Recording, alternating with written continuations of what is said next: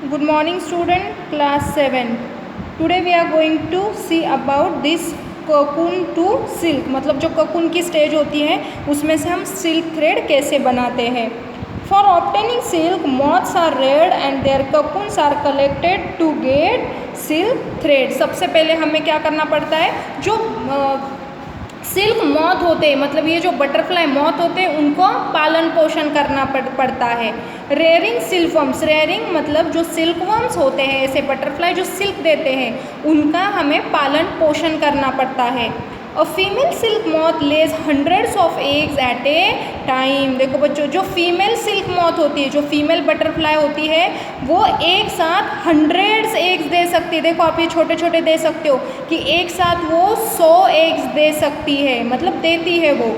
The eggs are stored carefully on strips of cloth or paper and sold to silkworm farmers. देखो बच्चों, फिर ये eggs देने के बाद लोग क्या करते हैं, ये जो एग्स हैं इन्हें एक कपड़े पर, अदरवाइज एक क्लीन पेपर पर इन्हें उठाकर ठीक से बहुत केयरफुली रखते हैं और ये एक सिल्कवर्म फार्मर्स को बेच देते हैं. सिल्कवर्म फार्मर्स को ये बेच देते हैं.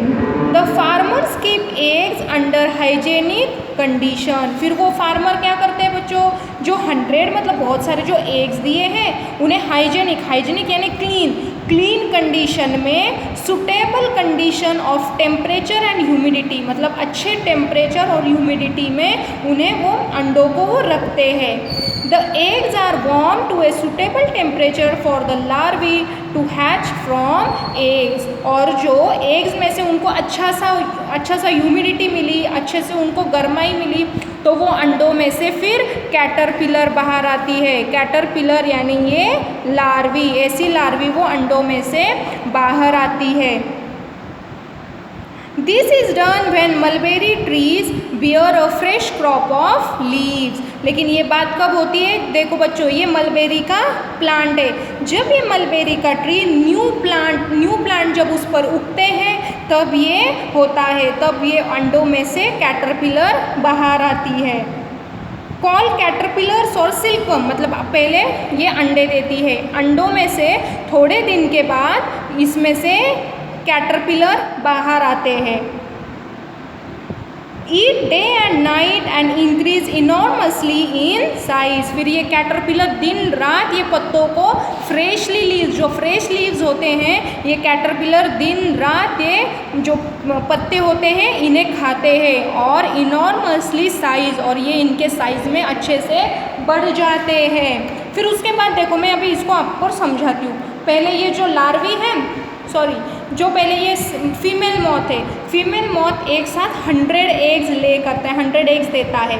फिर कुछ दिनों के बाद इसमें से क्या बाहर आती है, लार्वी, कैटरपिलर. और कैटरपिलर दिन रात ये मलबेरी लीव्स को, फ्रेश लीव्स को खाती है और उनकी साइज़ फिर बढ़ती है. फिर बढ़ने के बाद वो ककुन्स में चली जाती है, मतलब खुद को वो बंद कर लेती है और अंदर ही अंदर सिल्क के थ्रेड, सिल्क के फाइबर बनाती है.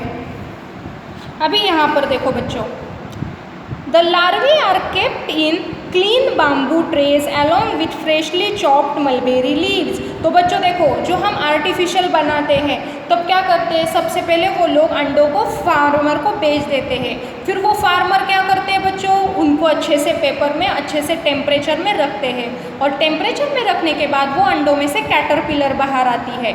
फिर कैटरपिलर को वो एक क्लीन बाम्बू में रखते हैं, जो बाम्बू होते हैं लकड़ी के, उसके ट्रेज में रखते हैं और चॉप्ड यानी कटे हुए, और फ्रेशली जो मलबेरी के लीव्स जो ऐसे होते हैं इन्हें वो कट करके, चॉप्ड यानी कट करके उस ट्रे में रख देते हैं.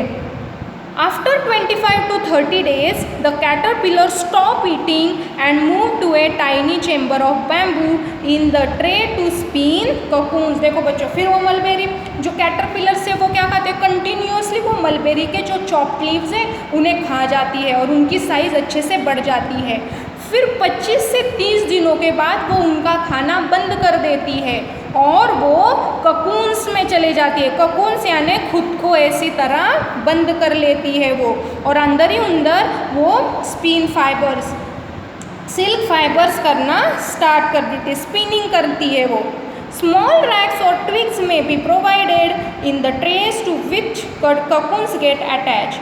The caterpillar or silkworm spin the cocoon inside which develops the silk moth. फिर क्या करती है बच्चों, वो cocoon में जाने के बाद अंदर ही अंदर वो silk fiber स्टार्ट करती है और वो silk fiber स्टार्ट करते करते ही वो कैटरपिलर का सिल्क मॉथ में ट्रांसफ़र होता है और कैटरपिलर से फिर ऐसा वाला मॉथ अंदर बन जाता है। प्रोसेसिंग सिल्क, देखो बच्चों अभी सिल्क फाइबर तो कैसे बनता है वो हमें पता चला अभी, लेकिन सिल्क कैसे बनता है वो अब हम देखेंगे। A pile of cocoon is used for obtaining silk fibre. जो ककून होते हैं इन्हें हम सिल्क फाइबर्स करने में यूज़ करते हैं। The cocoons are kept under the sun और बॉइल्ड और एक्सपोज टू स्टीम। देखो बच्चों फिर ये क्या करते हैं, ये लार्ज स्टेज है, फिर लोग इन्हें सिल्क के थ्रेड निकालने के लिए इन्हें तो गर्म धूप में रखते हैं, अदरवाइज़ इन्हें उबाल लेते हैं, अदरवाइज़ इन्हें भाप पर, जो पानी की भाप होती है उस पर रख देते हैं। इस पर रखने के बाद क्या होता है, जो ऊपर का कवरिंग है वो निकल जाता है और उसमें से हमें अंदर से सिल्क के फाइबर मिलते हैं। The silk fibres separated out, अगर सबसे पहले मतलब वो अपनी मर्जी पर होता है, एक तो आप धूप में रखो, एक तो आप उन्हें बॉईल कर लो, उबाल लो, और एक तो आप उन्हें भाप पर, पानी के भाप पर छोड़ दो। इसके वजह से उनका जो आउटर का कवर है वो निकल जाता है और उसमें से हमें सिल्क के फाइबर्स मिलते हैं। The process of taking out threads from the cocoons for use as silk is called reeling the silk। मतलब जो cocoons में से सिल्क फाइबर को बाहर निकालने की जो प्रोसेस होती है, एक तो धूप में रखो, बॉईल करो या स्टीम, उसे हम रीलिंग द सिल्क कहते हैं। Reeling is done in special machines, लेकिन जो बच्चों ये बाहर निकालने का जो सिल्क थ्रेड्स हम बाहर निकालते हैं फाइबर्स, इन्हें स्पेशल मशीन्स के द्वारा निकाले जाते हैं। विच अनवाइंड द थ्रेड्स और fibres of silk from the cocoons, मतलब ककून से इन्हें हटा दिया जाता है। ककून्स के साथ ही वो सिल्क फाइबर्स होते हैं, लेकिन मशीन में डाल के ककून को सेपरेट किया जाता है और सिल्क फाइबर्स को सेपरेट किया जाता है।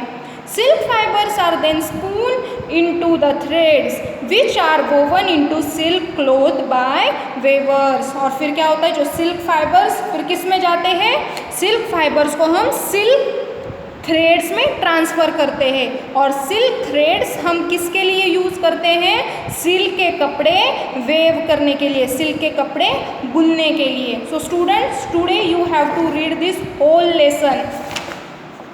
Lesson you have to read fibre to fabric. इसमें हमने शिप का देखा, प्रोसेसिंग फाइबर्स इनटू वुल देखा, फिर हम वुल कैसे निकालते हैं वो देखा, life history of silk moth देखा, और हम इसमें से लाइफ साइकिल देखी इसकी, और ककून में से सिल्क बाहर कैसे निकलता है वो देखा।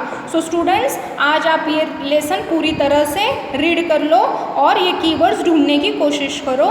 Tomorrow I will give you this keywords. Okay, thank you.